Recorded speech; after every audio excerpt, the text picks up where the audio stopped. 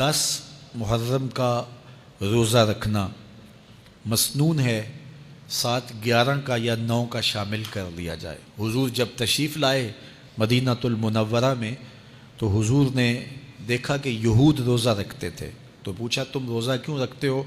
تو انہوں نے کہا کہ حضرت موسیٰ علیہ السلام کو قبطیوں سے اس دن نجات ملی تھی۔ تو فرمایا حضرت موسیٰ علیہ السلام کا حق ہمارے اوپر زیادہ ہے۔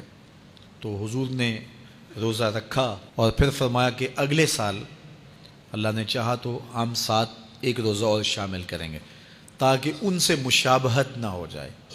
عددی مشابہت سے بھی بچنے کے لیے حضور نے کہا کہ ہم 2 رکھیں گے۔ تو روزہ اگر عاشورے کا رکھنا چاہیں تو اس کے لیے سنت یہ ہے کہ ساتھ یا 9 کا شامل کریں یا 11 کا شامل کریں۔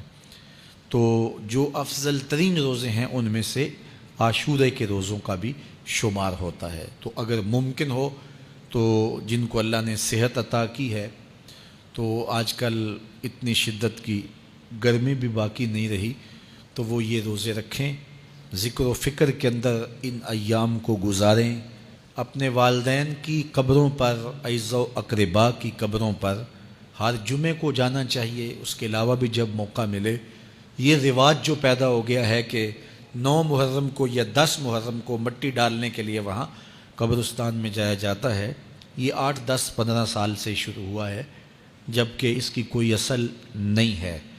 تو اگر آپ روٹین سے جاتے ہیں تو آپ کو ہر جمعے کو جانا چاہیے والدین کی قبروں پر، اور وہاں جا کے ہر جمعے کو سورہ یاسین کی تلاوت کرنی چاہیے۔ تو سال کے بعد صرف 10 محرم کو یا 9 محرم کو جانا، یہ بہرحال اس دور کی ایجاد ہے، یہ کوئی مسنون نہیں ہے اور یہ کوئی سنت نہیں ہے۔ تو روٹین سے اگر کوئی جانے والا ہے تو چلا جاتا ہے تو کوئی حرج نہیں ہے۔ تو باقی یہ بڑے اشرف ایام ہیں، بابرکت ایام ہیں، اور ان کو بہت ساری نسبتیں حاصل ہیں۔